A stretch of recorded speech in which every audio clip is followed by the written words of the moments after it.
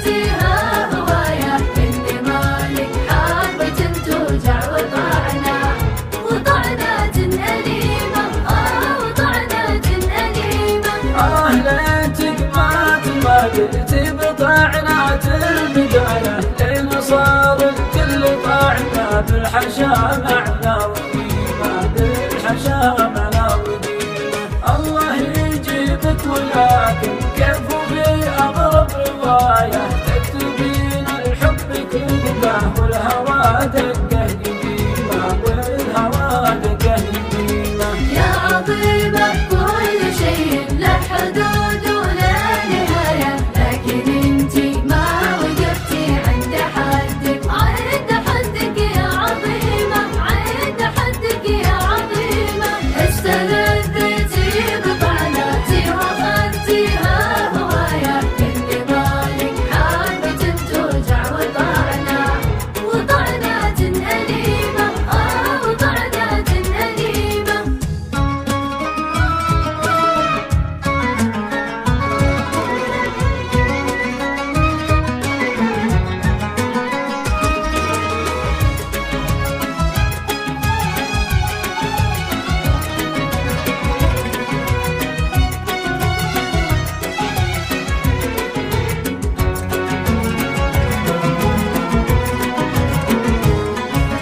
وانت ياللي كل ما لدت عيوني في المراية ما لمحت الا اليتيمة اللي خدت قلبه يتيمة، اللي خدت قلبه يتيمة. واليتيمة في اليتامى ما لها حق الوصايا، الوصية عودها البرد ونواياها السليمة، نواياها السليمة. يا عظيمة كل شيء له حدود وله نهاية، لكن انتي ما وقفتي عند حدك، عند حدك يا عظيمة، عند حدك يا عظيمة.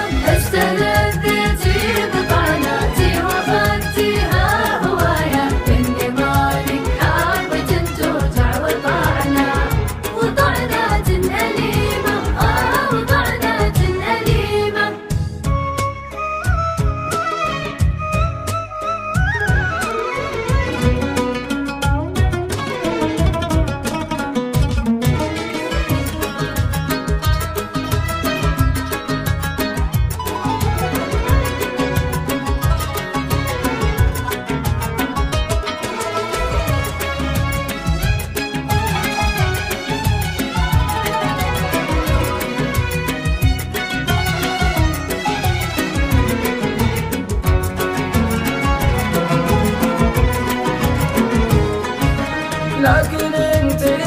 أخذك حق الوصاية والولاية، واستبديتي وشد البدو وضحيتي مقيمة، وضحيتي مقيمة. ما رحلتي لنا حطمتي بما فيها الكفاية، عقل حب الجنون وصوت نارك فيها شيبة، صوت نارك فيها شيبة.